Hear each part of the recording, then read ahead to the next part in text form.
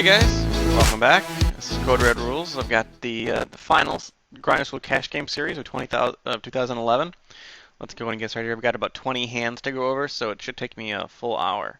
Um, Real quick, this is actually the first hand of the day, pretty much.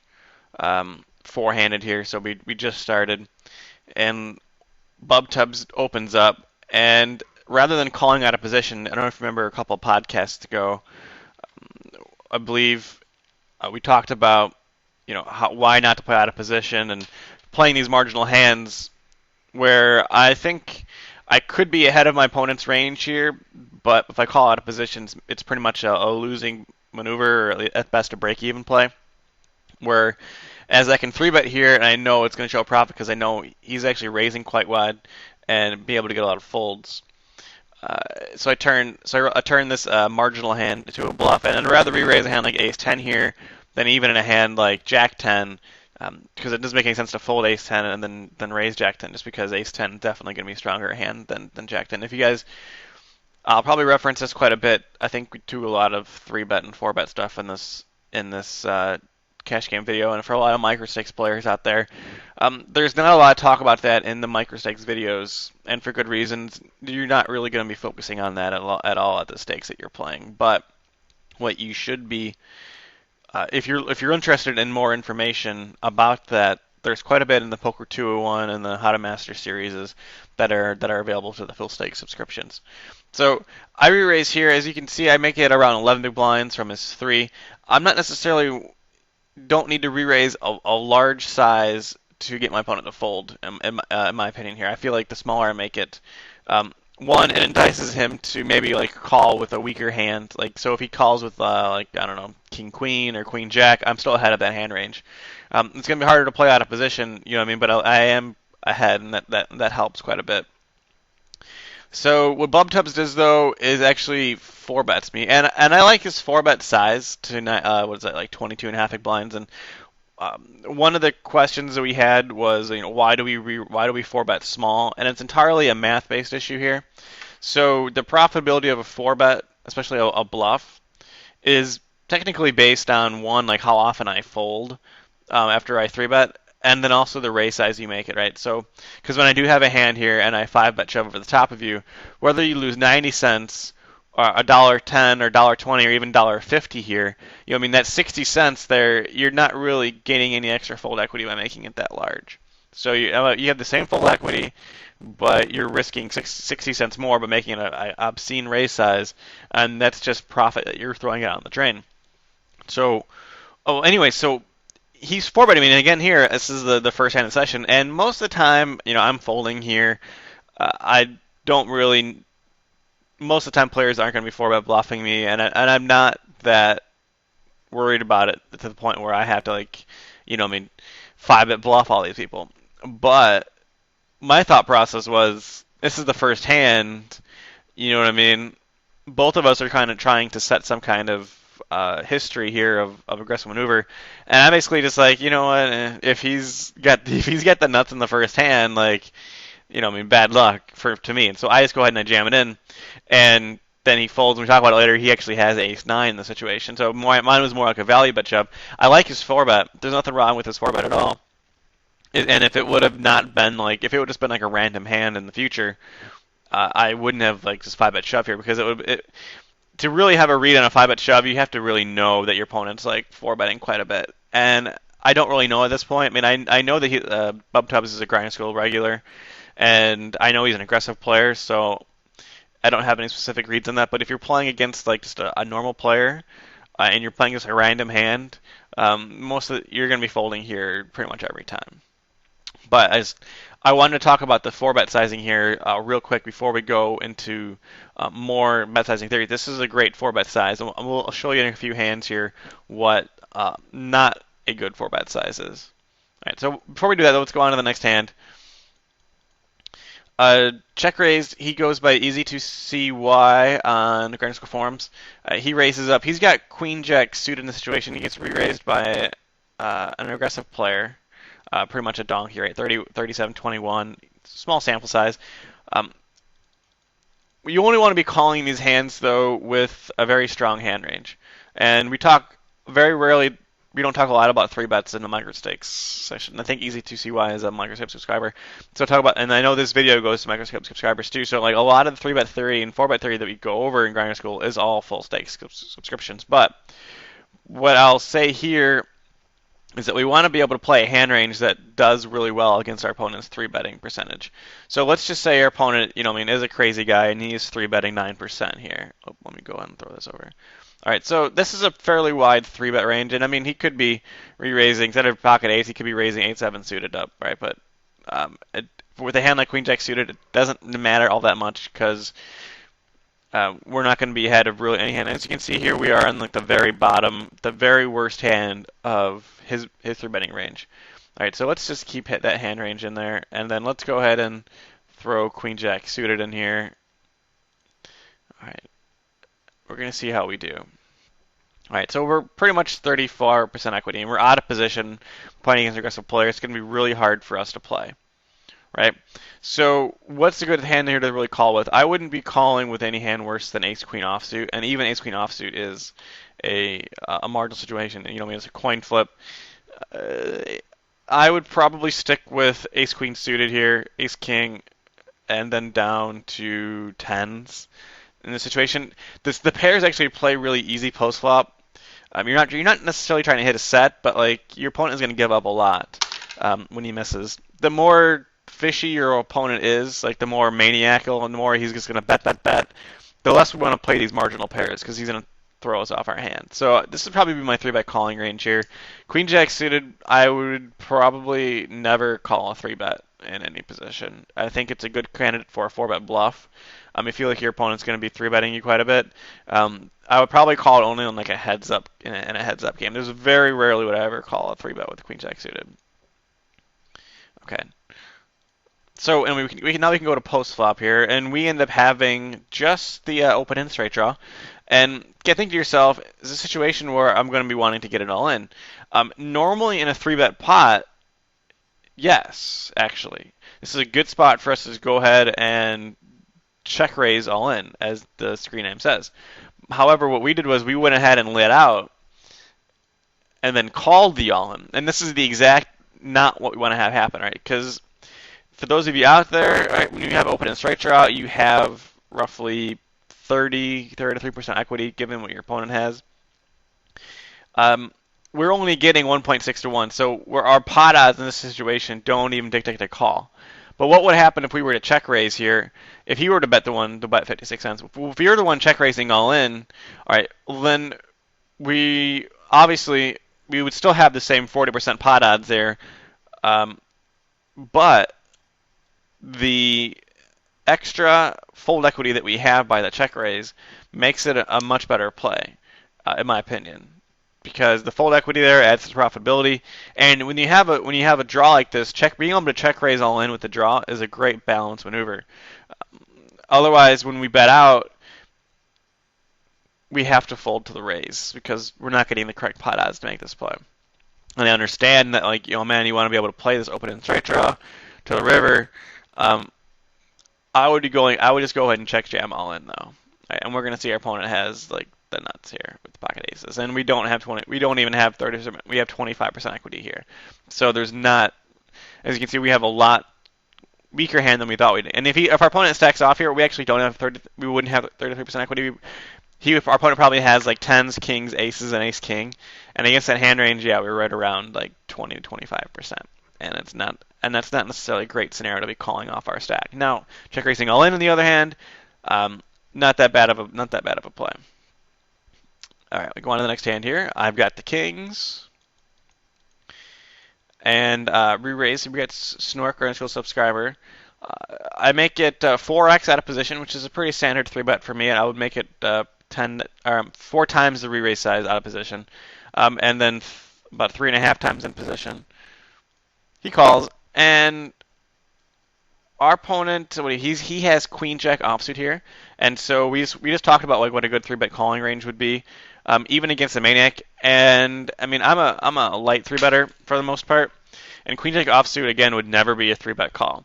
It might be a 4-bet bluff, but even then, most of the time you're just gonna be folding it. and very rarely bluffing, because even as a bluff, it doesn't play very well. So he flops a jack. The ace comes out. We're going to go over a little bit of what to do with kings and the ace high board. The proper play, though, is to just go ahead and check it. A lot of players are still betting this hand here, trying to get your opponent to fold. In reality, we want to get calls. Trying to, my entire strategy is to try to go for value. And in all honesty, if I bet out here and I get a call, I'm not going to be able to really play another street because my opponent pretty much is going to have like the ace the entire time. So my goal is to really make it look like I had a bluff pre-flop and then extract one street of value from my opponent on a later street. So I check. He checks behind, and that's a good sign because it probably means he doesn't have the ace or even like ace king. And so I'm fairly confident on my head here. And he bets out 2/3, and this is another problem that I have with his hand with the queen jack is that even post flop, we just want to check it down. We don't want to be trying to get value from our opponent here. There's not really a scare card out there. A scare card would be a king, but in all honesty, I don't know what hand that I would have that I have a king, maybe like king queen right now that our opponent would be afraid of, right? And I wouldn't be 3-betting king queen. So yeah, this is not a great value bet spot, and certainly definitely shouldn't be a bluff here. As first off, like the only hands that are going to be calling him are going to be like the jack or better in the situation. Like I don't see myself calling with pocket tens in a situation. So I flat it. The ace is a great card for me. He checks it behind me, showdown. I showdown the winner. All right. So we can go on to this hand. Heads up between Kenny and Snork. Real quick, Snork has pocket fives here. Kenny has pocket jacks. And so pre-flop call is fine. Kenny's c-bet here on the flop is perfectly standard. And here is where an inexperienced player would bluff. Like this board, first off, is not a very good bluffable board. Because when we raise in this board, we're representing absolutely nothing. Like you're trying to represent the 3. Sorry. And in all honesty, you never have the 3 here, and you very rarely, if ever, have pocket sixes.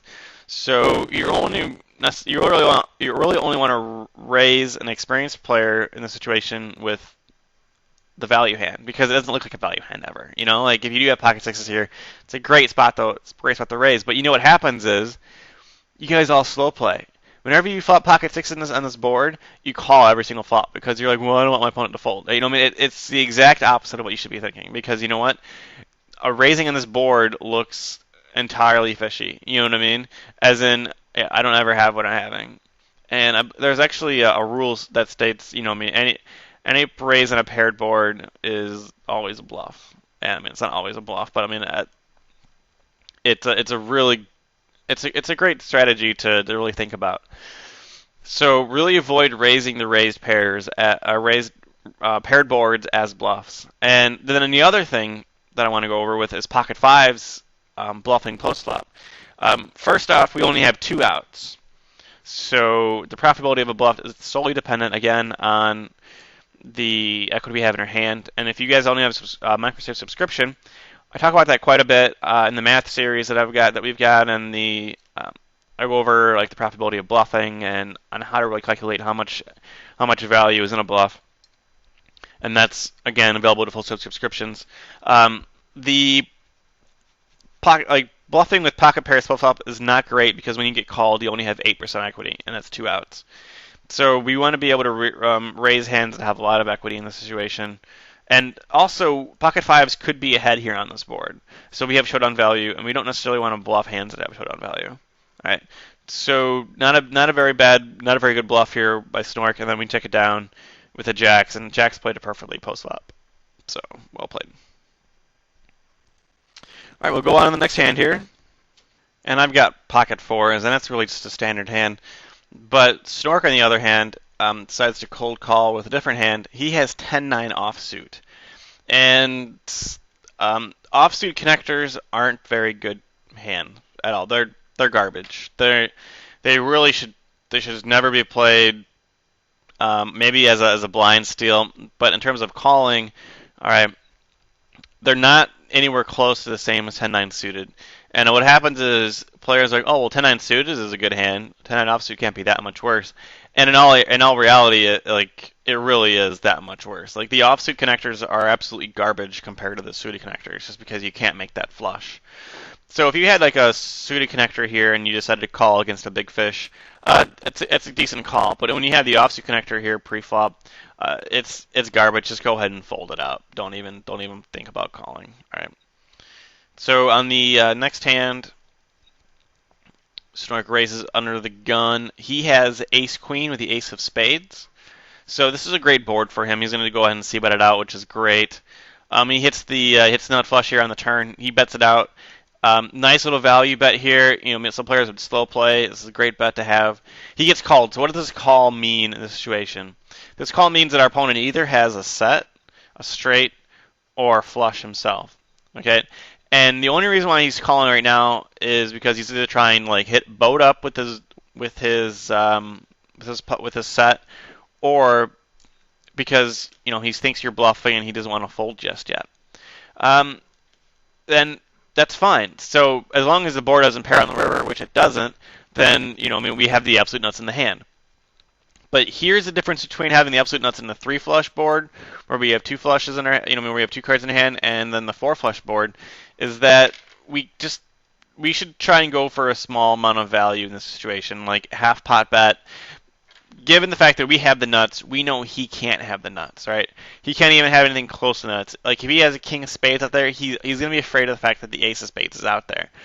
So unless our opponent is a like complete maniac, like crazy guy, we really shouldn't be trying to get our opponent stack in the middle in this situation. I mean, yeah, I know I say a lot, right? Where it's like you have the nuts, you try to get your opponent stack in the middle, but in this situation, it's impossible to do that because whenever you overshove here, in a situation trying to get $3 and his final $3, you're gonna get looked up by the straight flush. I mean, and then when you post the hand, you're like, oh my god, it's got coolered, right? And then you're just gonna be like, well, he's only gonna call you here with the straight flush, just because like any thinking player who has the king of spades in this situation is not risking $3 with a second nuts on a 4-flush board. It's just not gonna happen. So we got to be thinking about betting smaller, $1.20. If you bet $1.20 here, he's gonna have a real hard time folding like the king of spades. You know what I mean? He might still fold it, in all honesty, but at the same time, like he's gonna be calling a half pot bet here, infinitely more than he will be calling a over pot size bet in the situation. So think about that. Try and get some extra value in the situation when you have the 4-flush board. Realize that since you have the absolute nuts here, your opponent can't. So, and that's that. Now, the funny thing is, like, you could always bluff this board betting your opponent doesn't have the absolute nuts, and that's actually pretty sick play.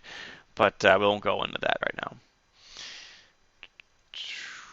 Right, so in this hand, we got Kenny playing, and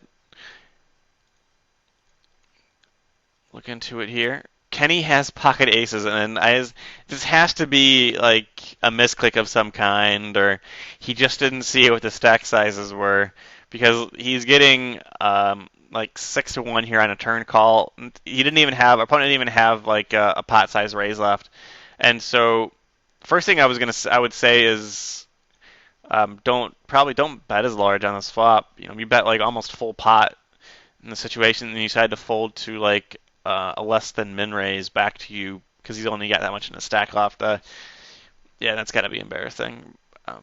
Don't do that. Just once we hit this flop, all right, it's a pretty big pot already.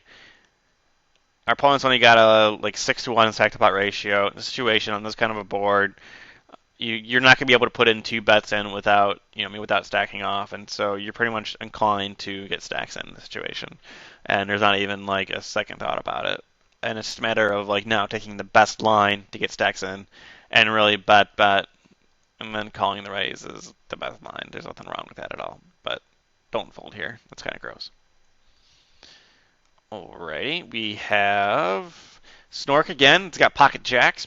Get this fishy guy who's min re-raised, this little tight player who limped under the gun. Snork re-raises, and it's not that bad of a re-raise, but I don't like the re-raise size.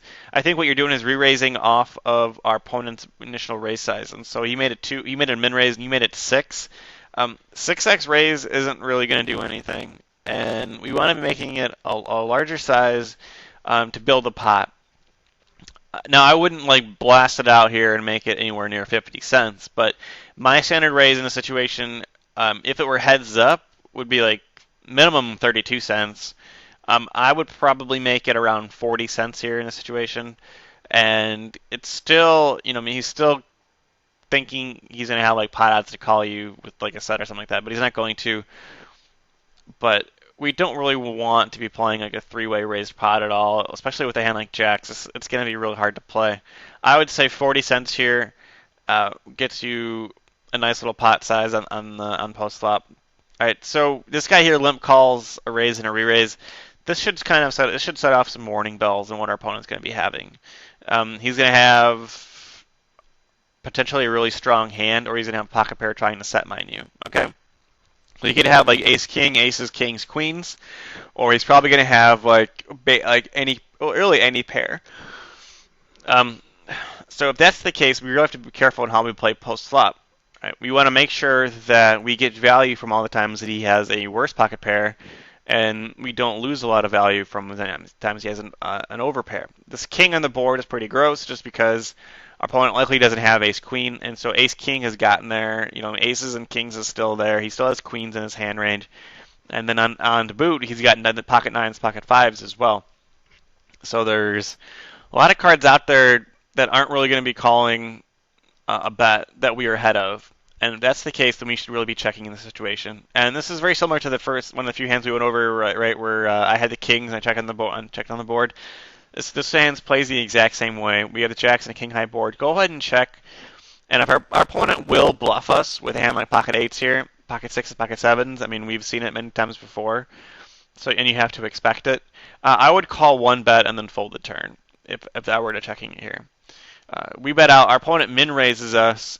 I mean, right now, you just be folding. Fold, fold, fold. There's absolutely no reason that you should be calling here at all, even though we do. And then we check fold the turn. Like, what are we expecting to hit on the flop that, that we're gonna improve? Or I'm sorry, on the turn that's gonna improve our hand other than the jack, which we could be already drawing dead to if our opponent has pocket kings. So, yeah, just go ahead and fold with min raise. He's a pretty type player. If it was a fish that came in, and he min raised the flop, that's a little bit different, but I still wouldn't bet against him anyway. So definitely don't go that route. All right, so we got the next hand here. And in this hand, I had the king queen, but I end up folding it when Snork isolates a pretty large size. I could re-raise here as a bluff. I can't really call, but I'm trying to be pretty nitty, as I always am. And I run into, well, actually, Charles is the one who comes in here and re-raises it up. And Charles is the one who has pocket tens. And I don't know what it is with you guys lately, been re-raising pocket tens. But in a full ring game, you definitely don't want to be re-raising that kind of hand. It's just way too marginal of a hand range. And what happens is players are going to be calling us with a tighter hand range than pocket tens, and we're going to end up value timing ourselves quite a bit. And secondly, about this re-raise is the re-raise size.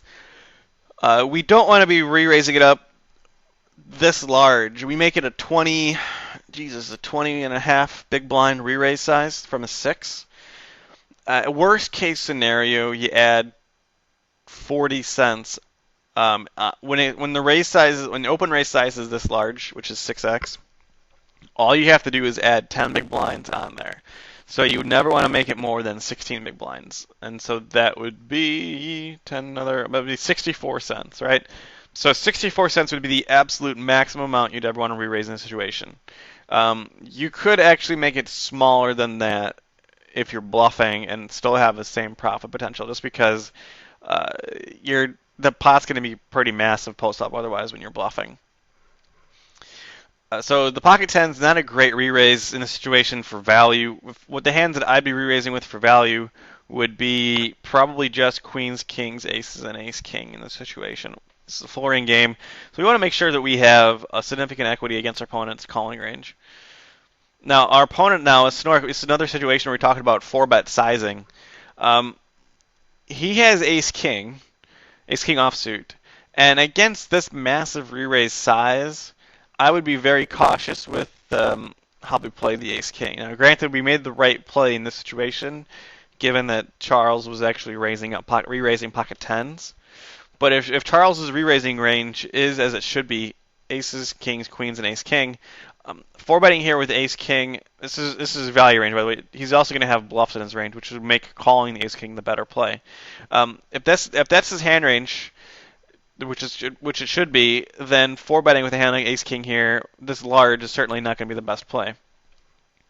Now, a lot of you guys are going to be thinking, like, well, what would make a good four bet size situation? And honestly, there isn't one other than an all in. Because what happens is a 50 big blind four bet is the same thing as a 100 big blind four bet, because you're not folding to an all in after putting in half your second, and God knows don't say that you are, because if you are, that's actually really bad. So don't four bet 50 big blinds and then fold, because you'd be getting 3-1 on your money if somebody goes all in, and pretty much you can call with pretty much any hand pre-flop, get with 3-1 on your money and have it be a correct play. So the reason why I don't like the 50 big blind four bet is it's the same thing as a 100 big blind four bet, and so you might as well make it 100 big blind four bet, go all in, because at least then, you know what I mean, you could potentially have more hands in your hand range than like a value range. All right, you could have a hand like you could have a weaker value range, I guess I should say, against somebody who's three betting me quite a bit, which I mean Charles is a pretty tight player here. Against someone who's three betting me quite a bit, adjustment that I will make is start just four bet jamming like twos through eights. Um, because against those kind of hand ranges, our opponent isn't likely to be three betting like nines, tens, and jacks. Well, nines and tens really, and so his three betting range is going to be like his value range is going to be jacks, queens, kings, aces, and then like a lot of these Broadway cards that are offsuit or unsuited. And so when I have twos through eights, I'm only an underdog to I mean jacks through aces, but he's going to have a large number of cards here that are like ace, king, ace, queen. And so when you four bet jam like a hand like pocket sixes, all right, and your opponent like snaps you off, and he's like, "Oh, I got ace jack," and you're like, "Well, I have pocket sixes, I'm ahead," And it's a good adjustment to make against someone who's just like a crazy three better. Is that when you do have those pairs, go ahead and jam them in. In this instance, though, like an ace king, when the bet sizes get this large, you can go and make the same play, and it's actually not that bad of a play. If you feel like if your opponent's re-raising you that wide. The 50 big blind four bet, though, what's going to happen is he's not only going to five bet you 100 big blinds with then an even tighter hand range that he would have called the four bet shove with. So I don't like this four bet size for that reason. What I would have done here actually in this past hand, rather than three betting so large, I would have called the tens, and then if I were Snork facing the three bet, I would have just called it or folded. Probably folding it honestly with the ace king with that large of a re-raise size, because I don't think our opponent's bluffing us at all. All right. So onto this hand. Snork comes in. He plays against. He's got a little loose call here in the big blind. Snork in the situation has pocket kings, and this is actually the third time we're going to go over the same scenario here, as it happened 3 times in GCS. Kings on an ace-high board becomes an easy check, super especially. I mean, I know it's usually always a check, but when we have the king of spades, I'm going to see if we have the king of spades in this hand, which we do. There's absolutely no reason for us to be betting this flop at all. Like, we're representing the ace when we bet. And on any situation where there's an ace on the board, we're representing said ace when we do bet. So we have to realize that. And so if we're representing the ace, our opponent's going to realize, well, either he has the ace or he doesn't. And most of our opponent's calling range is going to include the ace. Now, what's going to happen is our opponent's going to like check raise bluff us quite a bit with the draws in this board. We're not going to be able to see a showdown, and our goal here is to not, one, build a big pot. It's to see a showdown and potentially get one street of value from our opponent. Like, that's going to be the goal. And what happens is, so we bet this flop, and our opponent check raises us, and we still decide to call it for whatever reason. I still don't know what makes us think that the pocket kings is any good here facing a check raise on this board. So yeah, this is not a great check raise at all. I'm not a great calling of a check raise, let alone a bet in the flop. And then on the turn is fine. And on the river, I mean, we're getting such a good price that we pretty much have to call. And we can see that our opponent check raises with ace nine, which is a horrible check raise, by the way, with ace nine. He's not a grade school member, but if any of you guys out there who are check raising like weak aces like that, I mean, this is a classic example of inexperienced play at this Microstakes games is players who overvalue top pair, and this is the reason why we don't really ever want to fold like ace king and these kind of stakes, and it's also the reason why like they don't really play the same as they would like at the higher stakes games because you're not going to see the check raisers with the ace nines here and stuff. And it's crazy thing is he got value because you were betting the kings. If you had like the hand range that you should be having here, which would be a flush, which should be flush draws and air and ace X's, you would be winning this hand very large percentage of the time. And what I would have done is I would check behind the flop, call it a turn, and probably call a river bet too sometimes. Sometimes not, depending on what happens. I probably would call if the flush didn't come in and wouldn't call if the flush did come in. So, all right. I believe I remember what this hand is too. So yes, I do. Charles has ace king here, and he's facing a limp min re-raise by a Ubernit 9-2. All right. If this was an unknown player, which he might be compared to the natural, I don't really know what kind of HUD stats we have on him. I have 103 hands on him throughout the entire session, and I've been going through these hands from first to last. So I don't know if this is like his first time at the table or whatnot. But against an unknown player, it's okay to get it in here. 50 big blinds deep with the ace king. Once you realize this guy is such a big nit, I would call them in re-raise and just, I don't know, hope to hit an ace. But otherwise, I would be folding against anybody else. And I mean, definitely don't want to be stacking off here pre-flop with the ace-king, facing a limp re-raise. His limp re-raises, sometimes they're jacks or queens, sometimes they're aces and kings, sometimes they're just garbage. Most of the time, though, they're going to be a strong hand. And in all honesty, even if he does have queens here, ace-king versus queens, you're not ahead. So think about that, too. And our opponent did have the aces, which hindsight 2020 on that one. All right. So check raised, re-raised here in the situation. Let me see if I can remember what this hand was. Okay, he's got ace king. I remember. These so many hands, you're hard to remember what everybody has. Check raise has ace king, and he re-raised pre-flop, and it's an okay re-raise pre-flop. I think we can call here sometimes. Re-raising was okay too. We can talk about this bet though on the flop. And here's the thing, right? So we're betting for value or the bluff. If we're betting for value, like there's only a few hands that are going to be calling us here that we're actually going to be ahead of, and it's going to be really hard for us to play this hand for value post-flop. And so I'm thinking you are betting this hand as a bluff.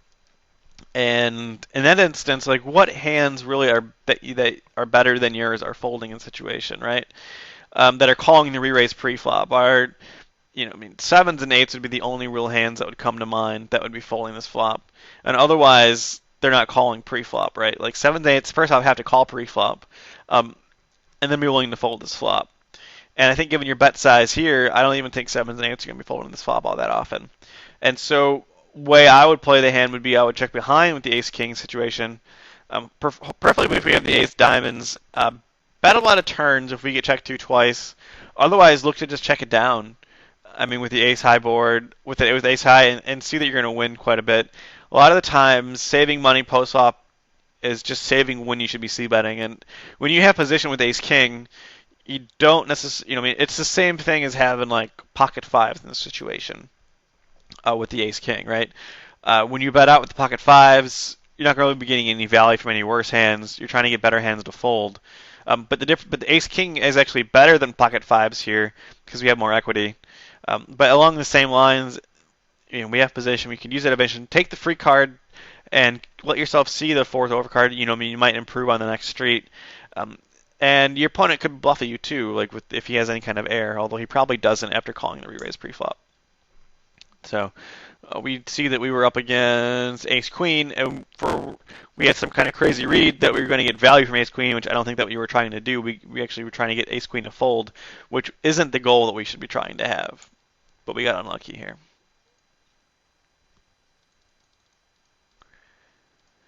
All right, so I have Ace Queen.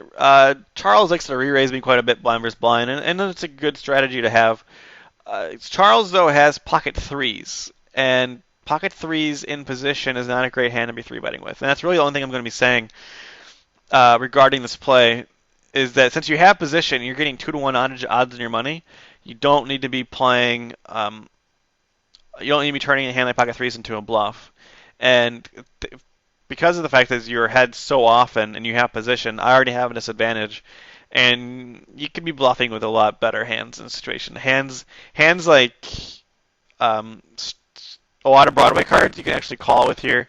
The hands that you wouldn't want to be calling with would be like Ace 9, Ace 8 suited, Ace 7 suited, those kind of hands you want to be three betting. But try and work in your calling range and then be able to bluff post flop and call with hands that you can bluff post flop with. Like there's a lot of implied odds too with the threes that in position you can take advantage of, especially blind versus blind. I'm not folding the ace queen offsuit here against our opponent. If it was against an unknown opponent with these same stats, I probably would be folding the ace queen. But I know that Charles likes to re-raise me quite a bit, so I'm not folding it.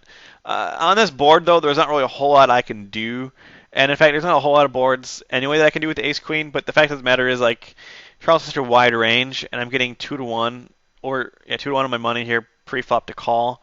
I don't really have to win that much. In all honesty, I'm going to be hitting like an ace or queen, 2-to-1 on the flop that I can just go ahead and call with, and I'm hoping to hit and then get some value post up after I do hit my hand, if played correctly. No, it's not a great spot to be in, but it's at least break even for me. So in the situation here, I check, he checks, I check, he bets. So if my opponent was going to be betting or bluffing the flop after re-raising, he's probably going to be doing it or bluffing post-flop after re-raising. He's probably going to be doing so on the flop rather than on the turn. So what happens is somebody re-raises and they hit something marginal on the flop, like a pair of some kind. Let's say he has ace 10 here, jack 10, and he realizes, well, he really can't get much value on the flop just because of the calling ranges. And then the turn comes in, he's like, well, no, I'm trying to get value from this hand, so I'm going to bet it out. Well, what happened is he actually had pocket threes here, and he's turning into a bluff. But there's not really a whole lot of hands, though, that beats pocket threes that are folding right now. You know what I mean? Sixes and sevens and nines and all of my pairs and stuff. Like, given that you check the flop, you could also have just like a missed ace king.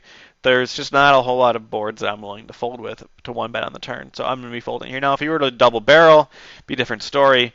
But I mean, at that point, you're reaching on spew with two outs and stuff, and that's not really something that we really going to want to do. Even blind versus blind is just accumulate that, especially when you could just re-raise or just call the raise pre-flop, float me on the flop, and then realize that like this board sucks for whatever hand that I have, and then I'm only going to be value betting two streets with with a really strong hand range on this board, so you can go ahead and fold it otherwise. All right, hopefully that makes sense. All right, so we got this hand here where the natural goes has a limps in pre-flop. He's got king 9 suited, and this is a classic example of how not to play a nice draw post flop. So you have top pair, nice flush draw, that's great, which means we can play a big pot, but we don't want to stack off, right? We want to win a big pot, but we don't want to get stacked here on this board. So we bet out. It's a perfect size. It's value betted out here. We get raised. So now we got to think about okay, what is our opponent raising us with here after limping in pre-flop? Well, let's go ahead and load this up here. On this board, after limping in pre-flop, our opponent could have aces, kings, tens, fours, which you can't see. He could have potentially queen jack of spades, king 10 suited. He could have king 10 offsuit. We can even give him. I think that's actually a pretty solid range here to have. So against his hand range, king 9 of spades has. Okay. 31% equity, you know what I mean? Not the 50% equity that you guys all think you guys have when you have, oh my God, pair and flush draw, let's hit stacks in. And so against this range, okay, and let's just say this isn't his hand range, even, let's say like he's got an even wider hand range than this for raising. All right, well, what happens though, like what do we have? Our options are to one, fold, bad, right, because we have a really strong draw. Two, we could call, right, which is the play that I'm assuming we should make. And then we have the third option is we should re-raise, all right? And there's not really a whole lot of benefit to re-raising because we have such a, we could be ahead here on this board. And when we re-raise, our opponent who's going to be calling us is going to have this hand range, if not even stronger hand range. So this is the most equity we could have when we plan on getting stacks in. Another reason why we shouldn't be re-raising here and not getting, because what happens is we're going to open ourselves up to have to get stacks in right now. And in a limped pot, and this is a pretty classic rule, we don't want to get stacks in without the absolute nuts. All right? Doesn't matter if you have, and in all honesty, absolute nuts equals a set. All right? Let's just say like minimum of a set. Even if we have like the sixth nut flush, right? A limped pot, you limped in 10-9 suited. You have, the board comes like 5-3 deuce, all spades. You have like the sixth nut flush. Okay. Yes, you should be trying to build a big pot there, but in all honesty, given that you have such a weak hand, you really don't have much to lose if somebody tries to just go ahead and go all in, right? So in this instance, you end up risking like $3.90 to win a 12-cent pot. The risk-reward ratio there isn't that great for just on a draw. All right, so we're not getting the amount of equity that we need.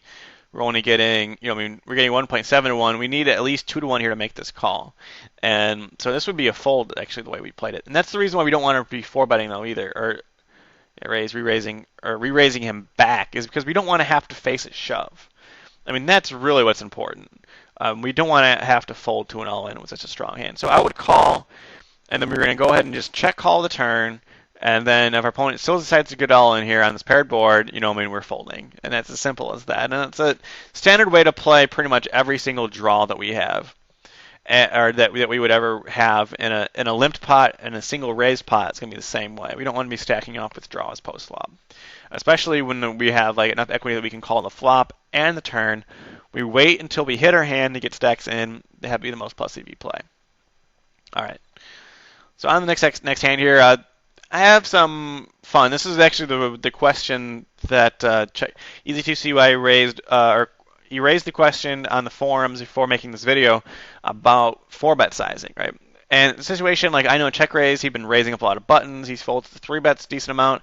So that makes like my 3-bet here, a pretty standard 3-bet with the suited ace. I've got a blocker, less likely him to have like ace king, aces and whatnot. And so I decided to re-raise him up here. I make it, I added 40 cents here. Since he mashed the pot button, it makes it really hard on me to make it a smaller size. So I made it roughly 3x's raise size, which is just fine. I believe. No, I can't do math. That's I added like 38 cents to it. So that's pretty standard. Now, once he decides to 4-bet me though, I'm obviously not going to be folding here. But what makes the difference between this 4-bet, right, and the very first hand that we went over with? Remember, well, the very first hand, the guy raised 90 cents here, okay? And, it's hard for him to make 90-cent 4-bet, obviously, when I make it 52 cents. The maximum amount of size you should make it in a 4-bet would be $1.20, 30 big blinds. And whenever I see a 4-bet from someone who makes it over 30 big blinds, I immediately know my opponent isn't going to be bluffing. And if he is bluffing, all right, that's my opponent's problem, because he's making a minus EV 4-bet bluff by making it over 30 blinds. And if that's the case, he's more than welcome to have the hand, because at that point, I know that I'm winning my hand range versus his hand range in that situation, just because of the bet sizing mistake that he had just made. And so this is a bet sizing mistake here. It's completely unbalanced. And during the chat later, and he's like, "Oh man, I wish you would call there." And it's like, well, yeah, of course you wish me to call there. You weren't bluffing. I mean, how often do you see a guy who's making $1 and a 4 big blind bluff pre-flop? ask yourself that question. When you ever make this bet size and be like, well, I'm going to hope my opponent folds, you're obviously going to make a smaller bet size. Smallest bet size you possibly can is makes it a bluff. And that instance, you also want to make the same bet sizing with your value hands, right? You want to make sure, especially like when you're talking about pre-flop, 3 betting and 4 bet sizes, you want to make them the same. Post-flop is a bit different, but pre-flop, you certainly want to make them the same, so that way, you at least have the opportunity to get bluffed over the top. And I might have like 5-bet shoved here, if he had make it like $1.10, just because I feel like, I almost expected him to 4-bet me back. And when I feel somebody like 4-betting me back, because he had 4-bet 2 out of 10 times already, and that's kind of high. Not 4-bet me, but he 4-bet somebody else. And when I feel like before I 3-bet that I might get 4-bet here, that's a good situation for me to go ahead and 5-bet shove all in. That's what happened like the first hand when I was playing against Bub Tubs, where I was like, if he 4-bets me here, he likely doesn't have anything. I'm going to get stacks. I'm going to go ahead and jam it in here, and I'll probably end up winning. But in this situation, when he makes this big 4-bet size, my plan goes to the window of bluffing him. It's like, hey, screw it, buddy. I am out of here. No bluffs for me. So my hand range becomes stringently tighter, and it's gonna be really hard for me to get for you to stack me in the situation and give me that 4-bet size. Like I could probably like 3-bet fold pocket queens here to this 4-bet size, just because like I just know that your value range is just the nuts in the situation. And granted, I don't normally like the 3-bet. I obviously say like my 3-bet fold pocket queens, but at the same time, when your opponent makes like a crazy bet size that only is like the 2 hands, right, he's going to be calling you with a wide range too, you can go ahead and make that kind of a read-based play. So I fold here. All right, and here's another fun hand between myself and Bub Tubs. This is, obviously after the first one, both of us are going to be pretty aggressive players, and we both know that. And this is just kind of like one of those fun kind of hands. I'm surprised this is just nuts. It's crazy. I just wanted to show you guys this hand. So he 3-bets me, and he 3-bets me kind of small. And I don't think this is a value 3-bet in any way, but at the same time, like, I don't really know how much he's bluffing me either. And so I'm thinking if I 4-bet here, I can probably induce a 5-bet bluff. Just because, like, I know that, we talked in chat after the last hand, I told him I 5-bet bluffed him. You know what I mean? And so there's a chance he'll come in over the top of me. And I think maybe it's a problem on my end that, like, I don't think, after the fact, I don't think he 5-bet bluffs me as much as as I think it would. If this were Nitreg versus his 4-bet size, like, he's going to play against me more correctly, but at the same time, like, he's going to be more capable of 5-bet bluffing me all in. And I don't really think that, and I think I'm trying to think of the right words here. I think I overestimate all the time that people are willing to 5-bet bluff me all in, I guess is the way of saying it. And I also don't think it's going to be as likely here. So I don't really like the reasoning behind my 4-bet, and which is to try and get a worse hand to shove me all in, and I think it's a likelihood. But here's like the crazy part. So he calls me, and one thing to know about like once he calls me is that he doesn't have ace king, aces, or kings, because he's going to be shoving those all in pre-flop. I guess you could have pocket aces here, but we're going to know pretty easily. Now, if I had ace, if I were him, I'd call ahead of it, I'd have pocket aces too. And so I know that kind of hand ranges. He probably isn't 3-betting with a hand like 10s pre-flop, although he might be. But at the same time, I don't think he is. And so his hand range is going to be like jacks or better, not even jacks a whole lot. And so he's not going to have very many worse pairs, and he's not going to have ace king a whole lot because he's getting that all in pre-flop. And so he's got like some kind of like strange hand range of like Broadway cards, and ace queen kind of hands. So he's got a very narrow hand range here, which I think I'm ahead of, especially on this board. So this is like a crazy board. I don't, on this board, it's like so unlikely that opponent has 9s or 10s, just because it's just, he's got one combination of 10s and 3 of 9s available. So the probability of him having a pair now is so tiny, especially when he doesn't get it all in pre-flop. And so when I'm playing heads up, when I 4-bet pre-flop with with a marginal hand, and I get called, especially against like a maniac, and even like ace king, it's a maniac heads up. It's obviously the nuts. But when they call your 4-bet, It plays much differently than you would like in a normal game.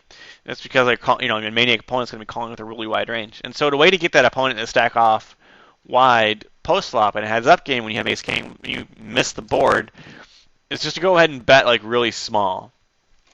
And this little bet size here is a great way to induce an all in, especially when you realize like the pot size is massive, and if you make a normal bet size here, you're not going to be able to fold to an all in. So, you know what I mean? You might as well make it a small bet size, and you can either one, fold to the all in, or two, like try to induce a bluff in the situation. And the funny thing is, he called. He could still have pocket aces, but that's really it. I feel like if he has like queens, kings, he's going to be stacking off here. If he has Jack Queen, he's gonna be stacking off here. King Queen, he's probably gonna be calling. So he ends up calling. So I think he's still on a draw. And my hand's still pretty good um, at some point. And then this is like some kind of like crazy sick card too coming up here because now King Queen just got there, but at the same time, if he could still have Ace King, I guess. I go ahead and I checked him, and he bets out, and I check raise all in, and this is like a crazy bluff. I don't even know how this worked. Like this is just one of those just silly hands where it still kind of amazes me that's why I'm going over this in the video because I'm kind of bragging that I got this bluff to work. And apparently, Bub Tubbs also had Ace Queen here. And so where did Bub Tubbs go wrong initially? I would say calling the flop bet, and even then, maybe calling the 4-bet preflop. Calling 4-bets preflop is a dangerous, dangerous game to start yourself into. In position, though, it's not as bad as out of position. I would feel like, though, given that you 3-bet me preflop, I think preflop is where you would be able to get it all in. And otherwise, I think betting the turn here is your big mistake, too. If I were you, I would see the free showdown and go from there. So that way, like you don't have to like bet fold this kind of a gross spot. But this is just a crazy sick hand. That was one of those things that happens in the GCS that I don't normally play this way, and it's just a matter of like sometimes I try new things out against certain player types, and it's a good way of doing it because for one I get like immediate feedback, and two, um, I have a good decent number of reads on how an opponent would play. So it's just a little bit of fun there. Alright guys, I think that's going to be a good time for us to go ahead and end this video. I didn't get through them all, but it's getting kind of long here. And I think I covered pretty much all the interesting and the most important hands of the session. So guys, this has been a successful GCS. I think I could say that it's been the best one we've had yet for the seasons. In 2011 we had a really crazy this everybody worldwide, you know what I mean, with Full Tilt and Poker Stars, and just having to just change gears middle of the way through the season, and you guys being so great, and and allowing us to do that and willing to do that is just fantastic, and so I really appreciate you guys playing in all these events, and I don't have the exact date down for when GCS rather 2012 is going to start. But look forward to it in your emails. As obviously, as you all know, I am definitely a good emailer, and all that. So stay tuned, guys. Thanks again for playing. A lot of fun this year, and I really enjoyed it. And hopefully, you guys learned quite a bit too. So I'll talk to you guys later, and see you around.